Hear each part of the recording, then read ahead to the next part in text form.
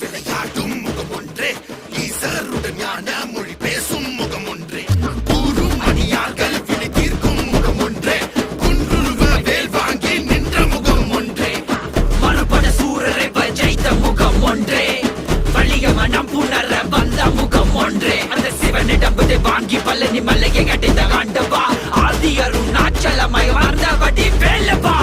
உனதடி உருகி மருகி வேண்டி நின்றன் முருகா,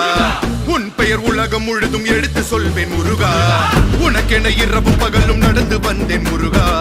பலவித துயரம் சுமந்து உடைத்து வந்தேன் முருகா, நல்வழியினை நீ வழங்கிடு, என் நிழலென நீ இருந்திடு.